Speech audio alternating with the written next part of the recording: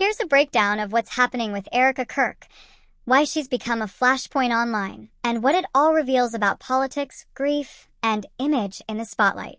Make sure to subscribe to my channel for more hot gist. 1. The triggering moments. 2 recent moments have thrust Erika Kirk into controversy.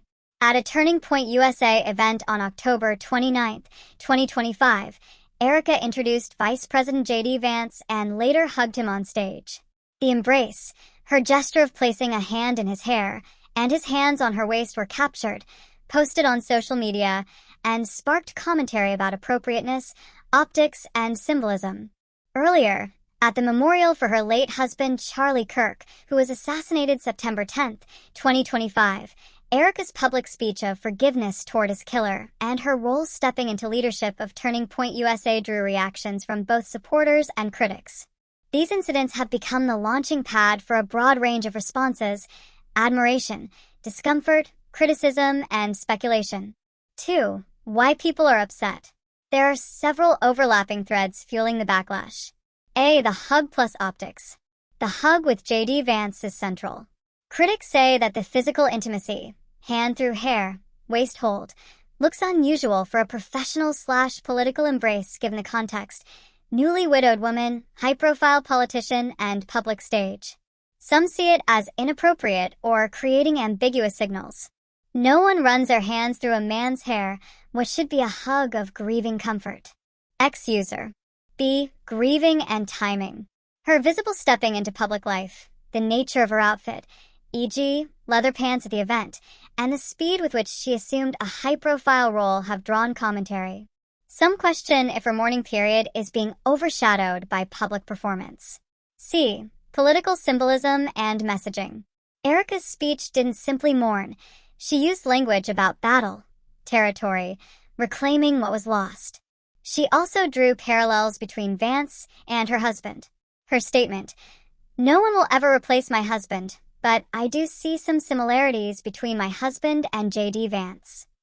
That line is fueling suggestions that the moment was more than personal grief. It had a political intent, or at least political optics. D. Cultural, religious, and social layering. The hug also intersects with JD Vance's remarks at the event about wanting his wife to convert to Christianity and the broader culture war themes of conservative activism. For some observers, the optics feel loaded. A white evangelical figure hugging a politically rising figure amid a backdrop of religious conversion, identity, and power. E. Performative grief and authenticity. On forums and Reddit, many question how grief is being displayed, whether her speech and public persona feel genuine or perhaps curated, strategic. For instance, the most concerning part to me was it seemed so off, the phoniness just screamed out at me. It's not all criticism. Many voices defend Erika and point to valid mitigating factors. She lost her husband in a deeply traumatic public event. Processing grief publicly is never simple. Her speech emphasized forgiveness. The answer to hate is not hate. The answer we know from the gospel is love. Some see this as courageous in a highly polarized environment. The hug may simply have been a human moment in a high-stakes, emotional setting, not a calculated move. Many supporters argue that she's honoring her husband's legacy by stepping into his organization, fulfilling commitments rather than abandoning them. 4. What this says about public life and grief. Beyond Erika Kirk as an individual, these controversies reflect broader themes. Public grief is under a microscope. When someone in public life mourns publicly, their actions, words, body language are scrutinized intensely. Any deviation from expected norms, black attire, prolonged low profile, minimal publicity, can trigger commentary. In Erika's case, the extra layer of political leadership makes her every move subject to interpretation. Blur between personal and political. Erika's role straddles personal loss, widow of a prominent figure, and professional/political ambition, leader of a conservative youth organization. The conflation of these, personal grief plus political symbolism, makes her actions susceptible to reading as performative or ideological rather than purely personal. Optics matter in a digitized world.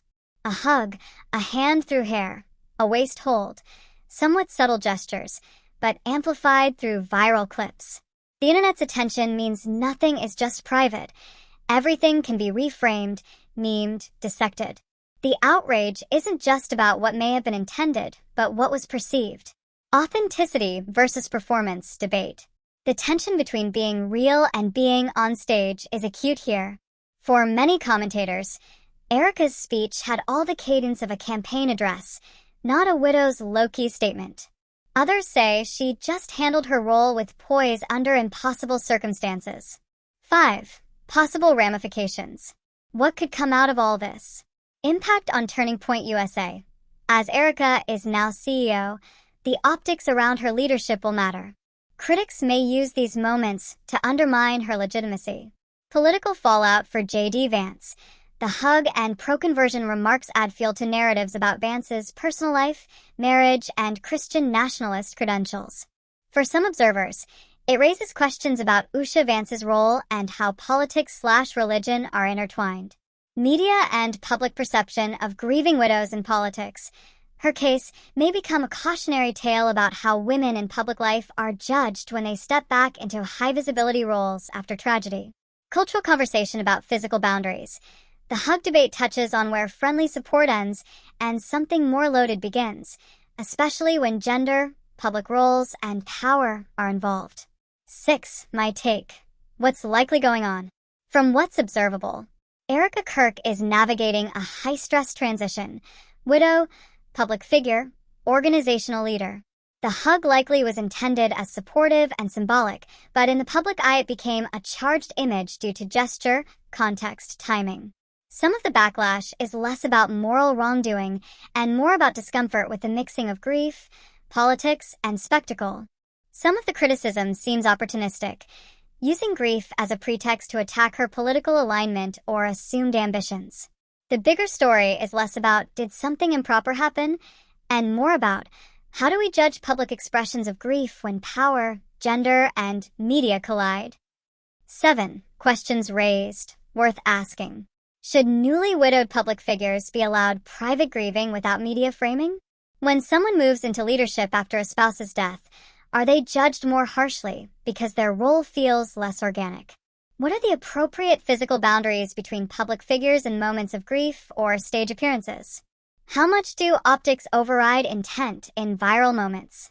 Does society give women in politics enough space to grieve and lead simultaneously? Erika Kirk's story is unsettling to some not because of clear evidence of wrongdoing, but because it challenges expectations about mourning, gender roles, and political transitions. Her embrace of JD Vance, her leadership of a major conservative organization so soon after her husband's death, and her public speech of forgiveness, all in one package, made for a potent viral moment. The real takeaway might not be about her so much as about us, about how society processes grief when it intersects with fame and politics, how we project meaning onto images, and how quickly moments become symbolic rather than personal. In the end, whether you view Erika Kirk as courageous or calculated may depend less on facts than on your own beliefs about politics, gender, and public image. But the fact remains, she has become a lightning rod, and the conversation around her reveals a lot more than just one hug.